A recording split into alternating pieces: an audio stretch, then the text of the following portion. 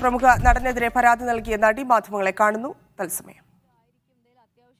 രാവിലെ ഒന്ന് തിരിച്ചു വിളിച്ചപ്പോൾ അത് അറ്റൻഡ് ചെയ്യുന്നുണ്ടായിരുന്നില്ല. ഈ നമ്പറുകളൊക്കെ പോലീസ് പ്രത്യേക പ്രൊട്ടക്ഷന് വേണ്ടിയിട്ട് എന്തെങ്കിലും വേണമെങ്കിൽ പിന്നെ ഐശ്വര്യ ഡോങ്കര മാഡവും പൂങ്കുഴലി മാമും ഒക്കെ പ്രൊട്ടക്ഷൻ ആവശ്യമുണ്ടെങ്കിൽ പറയണമെന്ന് പറഞ്ഞു. നമ്മളെ എതിർക്കാൻ ശ്രമിക്കുന്ന വലിയൊരു ടീമിനെ ആയതുകൊണ്ട് ചിലപ്പോൾ നമുക്ക് പലതരത്തിലുള്ള ഭീഷണികൾ ഉണ്ടാവുമായിരിക്കും. ഞാൻ ഭയക്കുന്നില്ല. കാരണം മരണം ഒരിക്കൽ 2 വട്ടം നമുക്ക് മരിക്കാൻ പറ്റുള്ളൂ, ഒറ്റ തവണ മരിക്കാൻ പറ്റുള്ളൂ. അപ്പോൾ അതിന് ഇനി ആരുടെയെങ്കിലും കൈകൊണ്ട് മരിക്കാനാണെങ്കിൽ ഓക്കെ. പിന്നെ ഭീഷണി കോളൊന്നും എനിക്ക് അത് അങ്ങനെയൊന്നും എന്നെ ആരും ഭീഷണിപ്പെടുത്താൻ നോക്കണ്ട. തൽക്കാലം ആർക്കെങ്കിലും നേരിട്ട് വരണമെന്നുണ്ടെങ്കിൽ അവർ നേരിട്ട് വരിക.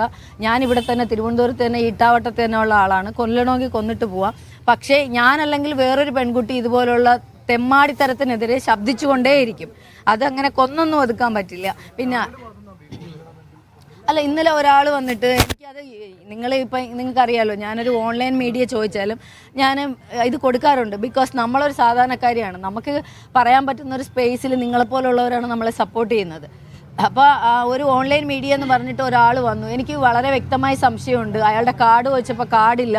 അയാൾ കോമൺ ആയിട്ട് വീഡിയോ എടുത്തിട്ട് എല്ലാവർക്കും കൊടുക്കാനാണെന്ന് പറഞ്ഞു. അയാൾ നിങ്ങൾ ആരും ചോദിക്കാത്ത 2-3 ചോദ്യങ്ങൾ എൻ്റെ അടുത്ത് ചോദിച്ചു. അപ്പോൾ എന്നെക്കുറിച്ച് അത് പഠിക്കാൻ വന്നതാണോ എന്ന് ചെറിയൊരു സംശയമുണ്ട്. അതായത് അവർ ചോദിച്ചത് ഇതാണ്,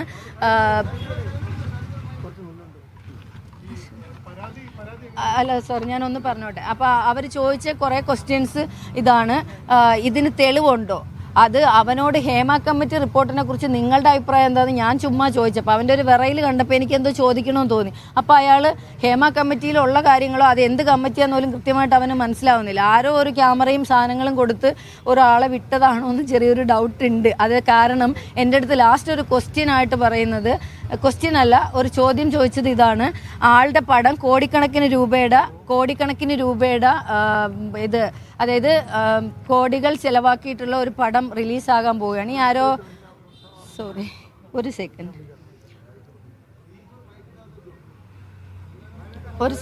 സെക്കൻഡ് എൻ്റെ ഫോണൊന്ന് സൈലന്റ് മോഡിൽ ഇട്ടോട്ടെ. നിക്ക് ഒറ്റ സെക്കൻഡ് കൂടാ. അപ്പം സോറി അപ്പം ഇവരെന്താ പറഞ്ഞെന്ന് ഇവർ പറഞ്ഞത് എന്താന്ന് വെച്ചാൽ, അയാൾ ചോദിച്ചതാണ്, ഇത്രയും പണം ചെലവാക്കി പടം റിലീസാകാൻ പോവുകയാണ്, ഒരു പ്രത്യേക പേര് പറഞ്ഞു. ആ ആരോപണ വിധേയനായ ഞാൻ ഉദ്ദേശിക്കുന്ന ആളുടെ പേര് തന്നെയാണ് പറഞ്ഞത്. അതാണ് എനിക്ക് ഞെട്ടലുണ്ടായത്. ആ പടം റിലീസാകാൻ പോവുകയാണ്, അപ്പോൾ അതൊക്കെ അതിൻ്റെ റിലീസിങ്ങോ അതിൻ്റെ വിജയത്തെ ബാധിക്കില്ലേ എന്ന് ചോദിച്ചു. അപ്പോൾ ഞാൻ പറഞ്ഞത്, സിനിമ ഇഷ്ടപ്പെടുന്ന ആളുകൾ സിനിമ പോയി കാണും. ഇപ്പോഴും ഞാൻ എല്ലാവരോടും മീഡിയയുടെ മുന്നിൽ പറയുകയാണ്, ഞാനും ഒരു ആർട്ടിസ്റ്റാണ്, അതിൻ്റെ ഭാഗത്തുനിന്ന് ജീവിക്കുന്ന ഒരാളാണ്. അപ്പോൾ തീർച്ചയായിട്ടും ഒരാളുടെ സിനിമ, ഇപ്പോൾ ഈ സിനിമയും ഈ വൃത്തികേടുകളായിട്ട് നിങ്ങൾ കൂട്ടിക്കുഴയ്ക്കരുത്. ബിക്കോസ് ഒരു സിനിമയുടെ പുറകിൽ 10-100 പേരുടെ ആളുകളുടെ എഫേർട്ടുണ്ട്, കോടിക്കണക്കിന് രൂപയുടെ ഇൻവെസ്റ്റ്മെൻ്റ് ഉണ്ട്. അപ്പോൾ അതൊക്കെ നിങ്ങൾ ആരും അത് കണ്ടില്ല എന്നടിക്കരുത്.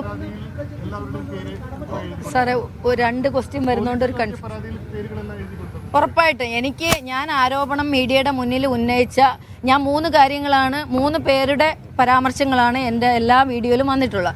അതിൽ ഒരാളാണ് എനിക്ക് പറയാനുള്ള ആൾ. ആ ആളുടെ പേര് ഞാൻ മീഡിയ അവിടെ കൊടുത്തിട്ടുണ്ട്, അതോറിറ്റിക്ക് കൊടുത്തിട്ടുണ്ട്, എൻക്വയറി അതോറിറ്റിക്ക് കൊടുത്തിട്ടുണ്ട്. പിന്നെ ഉള്ള 2 പേരെന്ന് പറയുന്നത്, ഒന്ന് മരണപ്പെട്ടു പോയ ഒരു ഹാസ്യ നടനാണ്.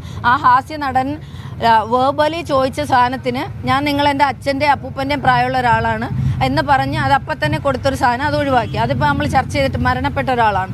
ആളെ നമ്മൾ ഇനി അത് പറഞ്ഞിട്ട് കാര്യമില്ല. പിന്നെ വേറൊരു ഡയറക്ടർ ആ ലൊക്കേഷനിലെ 2 കുട്ടികളെ അബ്യൂസ് ചെയ്യാൻ ശ്രമിക്കുന്ന ഒരു കാര്യം എൻ്റെ ശ്രദ്ധയിൽപ്പെട്ടപ്പോൾ ആ കുട്ടികൾ വന്ന് എന്നോട് പറഞ്ഞപ്പോൾ, നടനെതിരെ പരാതി നൽകിയ പരാതിക്കാരി മാധ്യമങ്ങളോട് സംസാരിക്കുകയായിരുന്നു. അവർ ചില ക്ലൂകൾ, ഈ നടൻ ആരാണ് എന്നൊക്കെയുള്ള കാര്യത്തിൽ സംസാരിക്കില്ല, പേര് പറയില്ല എന്നൊക്കെ നേരത്തെ പറഞ്ഞിട്ടുണ്ടായിരുന്നു. ഇപ്പോഴും പേര് പറഞ്ഞിട്ടില്ല, പക്ഷേ ചില ക്ലൂകൾ, അടുത്തിടെയായി കോടികളുടെ ഒരു പടം അദ്ദേഹത്തിൻ്റെതായി ഇറങ്ങാനിരിക്കുന്നു, അത്തരത്തിലുള്ള കാര്യങ്ങളൊക്കെ പറയുന്നു. മറ്റൊന്ന്, ഇവരെ വന്നിട്ട്, ഈ പരാതിക്കാരിയെ വന്നിട്ട് മറ്റാളുകൾ, മാധ്യമപ്രവർത്തകർ എന്ന പേരിലൊക്കെ ആളുകൾ വന്ന് ബുദ്ധിമുട്ടിപ്പിക്കുന്നുണ്ട് എന്നൊക്കെ കാര്യങ്ങൾ പറയുകയായിരുന്നു.